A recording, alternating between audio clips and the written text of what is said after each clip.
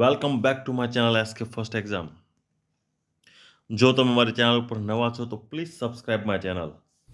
SK first exam તમને વનસ્પતિશાસ્ત્રમાં ફોરેસ્ટના એક્ઝામમાં તમામ ક્વેશ્ચન્સની અંદર ખૂબ જ સરળતાથી રીતે સક્સેસ આપવા માટે ખૂબ જ મદદ કરશે. જે એસકે ફર્સ્ટ એક્ઝામ તેની ગેરંટી આપે છે. જો તમે એસકે ફર્સ્ટ એક્ઝામ નથી સિલેક્ટ કરી, નથી સબસ્ક્રાઇબ કરી તો પ્લીઝ સબસ્ક્રાઇબ માય ચેનલ, જેથી કરી અને જળહળતી સફળતા તમે ફોરેસ્ટની એક્ઝામમાં મેળવી શકો.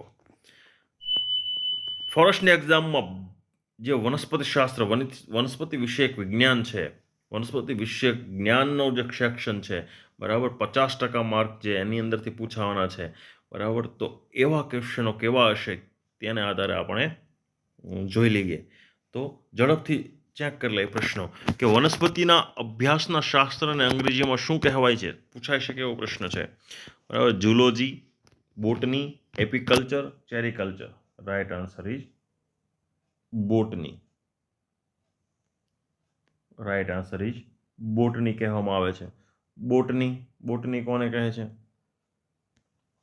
જોઈ લઈએ કે વનસ્પતિની કોષી રચના, વસવાટ, અનુકૂલનો, બરાબર. કોષી રચના કેવી છે, વસવાટ કઈ જગ્યાએ કરી શકે છે, જમીન ઉપર, પાણીમાં, વાતાવરણ, અનુકૂલનો, વર્ગીકરણ કેવા પ્રકાર છે, વર્ગીકરણ નાના મોટા, જીવનચક્ર, પ્રજનન, ઉછેર, આંતર સંબંધો, કાર્યો તથા લક્ષણોનો અભ્યાસ બોટનીમાં થાય છે, બરાબર. આ બધા અંગેનો વિશેષ અભ્યાસ બોટનીની અંદર થાય છે.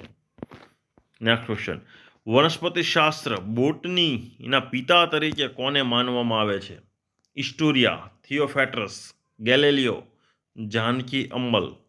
રાઈટ આન્સર ઇઝ થિયોફેટ્રસને માનવામાં આવે છે. પ્રશ્ન પૂછાઈ શકે એવો છે, યાદ રાખજો મિત્રો.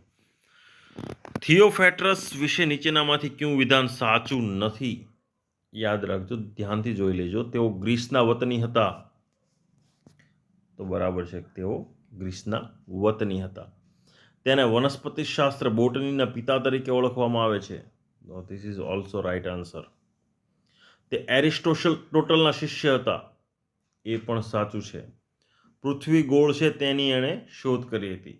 તો આ વાક્ય ખોટું છે. બાકીના ત્રણેય સાચા છે કે તેઓ ગ્રીસના વતની હતા, તેને વનસ્પતિશાસ્ત્ર બોટનીના પિતા તરીકે ઓળખવામાં આવે છે, અને તે એરિસ્ટોટલના શિષ્ય હતા, બરાબર. એ તત્વજ્ઞવિદ પણ હતા, બરાબર. પૃથ્વી ગોળ છે તેની શોધ એમણે કરી, તો ખોટી વાત છે, બરાબર. ભારતની પ્રથમ વનસ્પતિશાસ્ત્રીની મહિલા વૈજ્ઞાનિક કોણ છે? જાનકી અમ્માલ, ગાયત્રી મોહસિન, મેઘા પાટકર. કોઈ નહીં. રાઈટ આન્સર ઇઝ જાનકી અમ્માલ છે, બરાબર. નેક્સ્ટ ક્વેશ્ચન, ભારતના પ્રથમ વનસ્પતિશાસ્ત્રના વૈજ્ઞાનિક પુરુષ કોણ હતા? Birbal Sahni, Balraj Sahni, Raj Sahni. Right answer is Birbal Sahni હતા. નેક્સ્ટ ક્વેશ્ચન, વનસ્પતિ વિજ્ઞાનના 4 ભાગમાંથી કયો એક ભાગ નથી? આકૃતિ વિજ્ઞાન, શરીર વિજ્ઞાન, પરિસ્થિતિકી વિજ્ઞાન, વ્યવસ્થિત વિજ્ઞાન. તો રાઈટ આન્સર ઇઝ 4 આ વનસ્પતિ વિભાગના 4 ભાગ છે, બરાબર. એમાં કોઈ પણ ખોટું નથી. વિશ્વનો સૌપ્રથમ બોટનિકલ ગાર્ડન કયો છે જે હાલ પણ પોતાના મૂળ સ્વરૂપમાં જ છે?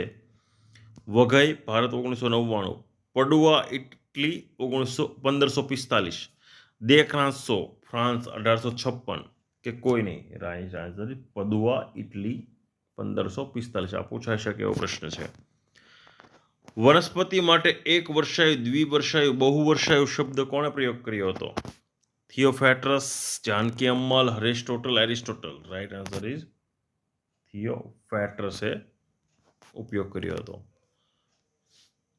થિયોફેટ્રસ વનસ્પતિને કેટલા ભાગમાં વહેંચ્યા છે? 1, 2, 3, 4. Right answer is 4.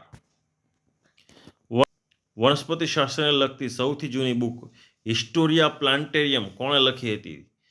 દમાસ્કસ, થિયોફેટ્રસ, એરિસ્ટોટલ. કોઈ નહીં. રાઈટ આન્સર ઇઝ થિયોફેટ્રસે લખી હતી.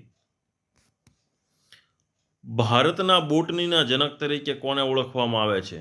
બિરબલ સાહની, જાનકી અમ્મલ, વિલિયમ રોક્સબર્ગ. કોઈ નહીં. રાઈટ આન્સર ઇઝ વિલિયમ રોક્સબર્ગને ઓળખવામાં આવે છે. વિલિયમ રોક્સબર્ગ અંગ્રેજ હતા જેઓ આઝાદ ભારતની અંદર પોતાની શોધ સંસ્થાને શરૂ કરી હતી બોટની ઉપર. જાનકી અમ્માલ યોગદાન કઈ વનસ્પતિ સાથે છે? તેઓ વૈજ્ઞાનિક હતા. બરાબર. તો કઈ વનસ્પતિ સાથે છે એમણે યોગદાન? ઘઉં, શેરડી, ચોખા, મગ. રાઈટ આન્સર ઇઝ શેરડી. બરાબર. શેરડીનું એમણે વધુ પ્રમાણમાં મીઠી કરવા માટે ભારતની જમીનમાં કઈ રીતે શેરડી વધુ પ્રમાણમાં મીઠી થાય તેનું એણે સંશોધન કર્યું હતું.